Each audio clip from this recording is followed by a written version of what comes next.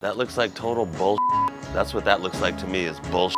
Change the front door. At least paint this, put a nice big black light, and put 226 in big black numbers. You wanna buy when it looks like this. This cheapens this. You see what, like, you say add value, man, give me some value, make me some money. Don't do this. That's white and that's white, it looks good. Uniformity, consistency pays. Look at this. This is $1. Change this and do it to the whole house. Uniformity, consistency. What are they doing over here, man? Get some of that bad texture and put it on that. What are they doing, man? You could put a nice mirror door because it makes the room feel a bit bigger. What's going on here, man? Look. Little things that make a big difference. 30 bucks for a windowsill. 30 bucks, man. I got hair, man. There's some subfloor issues, I think, in this area. Yeah, I wouldn't worry about that. By the time you set up the couch and all that, 20, 30 years from now, okay, when you sell it for 800,000 later, someone's gonna want 10 grand for that. Okay, give it to them. Some stuff you do now, some stuff you do later, some stuff you never do. You gotta know what to do and when, or you're gonna get hurt, man. I have no money or very little money. What do? How do I start?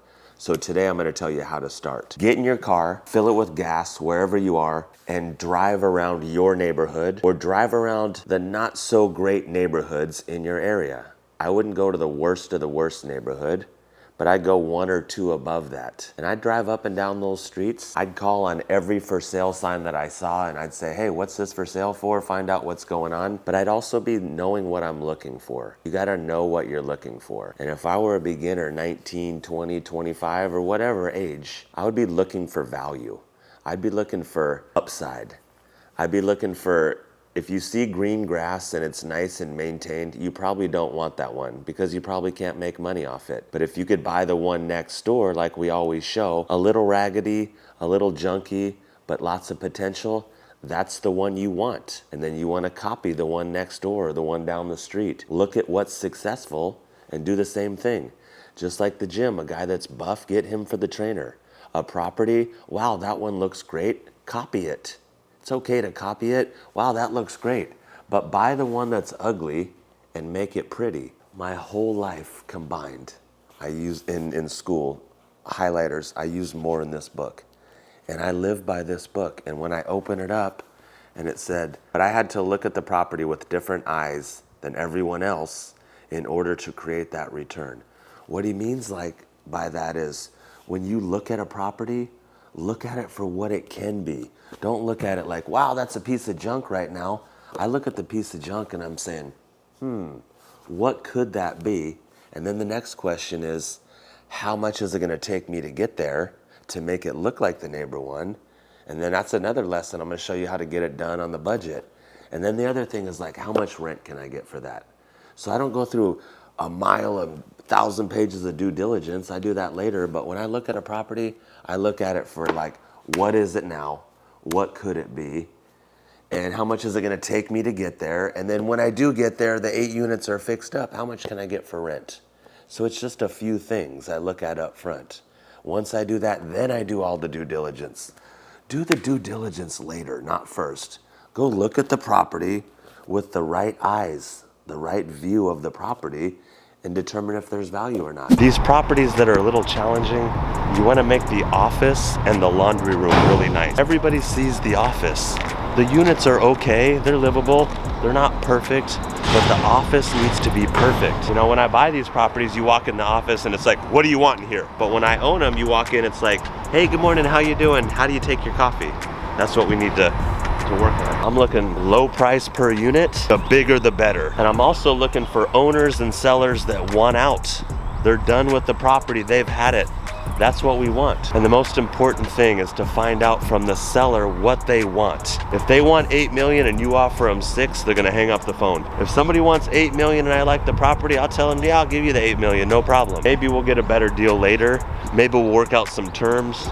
Maybe they'll be the bank and carry the loan at a better interest rate. I'm looking for problems. I'm looking for challenging properties. Because as you see back there, if we get the problems out and the challenges out, and all of a sudden it's nice, guess who comes along, man? Guess who comes along with a big check, man, or some cash? The suits. The suits, man, Here's the city of Houston. Hope you're not going over to find some problems on my property, but if you are, let's go talk about it, man. Deal with the problem. Code enforcement, they love you if you deal with the problems.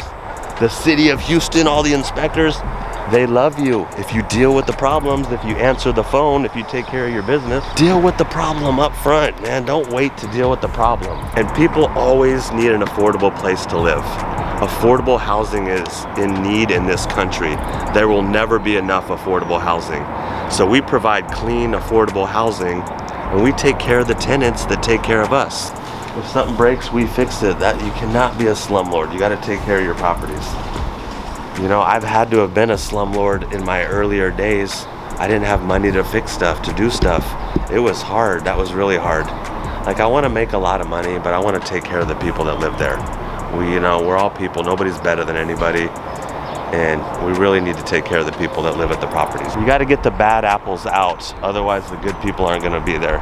The people that go to work and pay the rent, the families, the people we want, aren't gonna put up with the guy drinking and playing his music and being loud. So if you're that guy drinking and playing your music loud, working on your car, man, you know what's gonna happen. I'm gonna kick you off my property, man. I don't want to, just go by the rules and pay the rent. I'm not a bad, oh, Chris is a bad landlord, he's gonna kick people out. Man, it's you kicking you out. Check this out, we bought this property, we gave it curb appeal, we put a new gate in, automatic gate, gated living. And this is a little, it's not a trick, but some people don't have vision, so we need to create it for them. Look what we're selling. Happy family living. God only knows what happened at this property over the years. Some stuff I don't even think we can legally talk about, but that's back in the day. What we're talking about now is now leasing. Look, the kids, oh look, everybody's happy, man. Who wouldn't want to live here? You'd want to live here. You want to live here? Come on in, I'm gonna rent you a unit, man.